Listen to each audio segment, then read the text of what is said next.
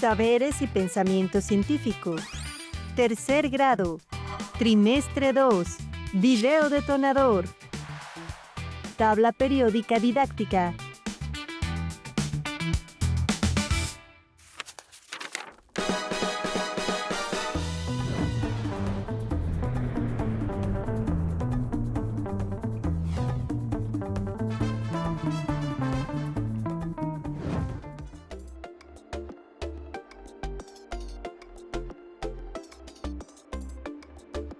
Cuando fui al balneario vi que varias personas tenían lesiones en la piel, aunque usaban bloqueador.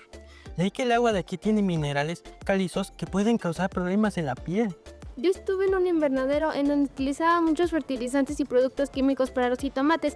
Imagínense cuántos elementos químicos afectan la tierra y el aire. ¿Se dan cuenta que hemos estado hablando de procesos en los que la química está involucrada? Por ejemplo, en el agua de las albercas del balneario, ¿qué elementos químicos habrá? En los fertilizantes del invernadero. Hay que investigar más acerca de los elementos de la tabla periódica que no conocemos.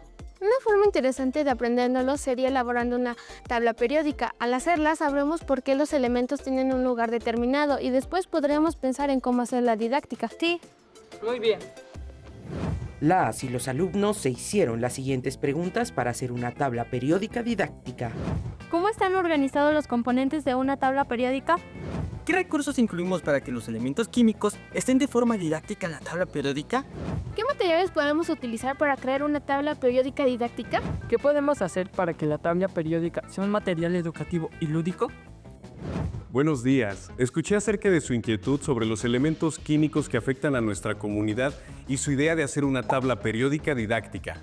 Sí, nos gusta la idea, pero no sabemos por dónde comenzar. No se preocupen, vamos a revisar este contenido que requiere de mayor atención. Establezcamos un orden. Primero, debemos comprender qué es y cómo está constituida una tabla periódica.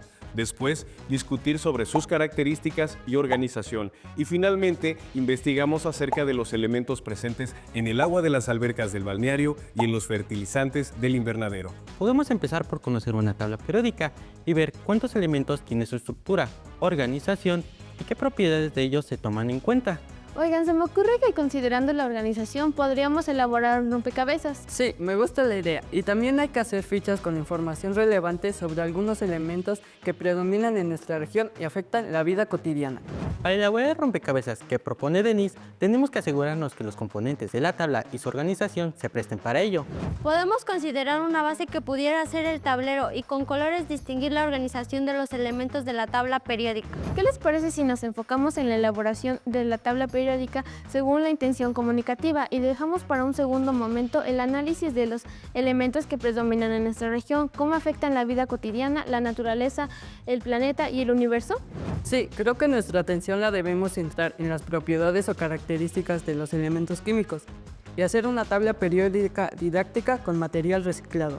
Exacto, con la información de los elementos como el número atómico, si es metal, no metal o semimetal, el grupo en el que se ubica, sus propiedades periódicas, entre otras características, su tabla periódica será didáctica. Y les recuerdo que también tienen que pensar en la presentación. Yo propongo que usemos material reciclado. ¿Tal vez cartón? Con cartón pueden hacer la base y las fichas que registren la información de los elementos. Muy bien, hagamos nuestra tabla periódica didáctica. Con esta estrategia detonadora para el campo Saberes y Pensamiento Científico, las y los alumnos hicieron lo siguiente. Entendieron la organización de la tabla periódica y la ubicación de los elementos.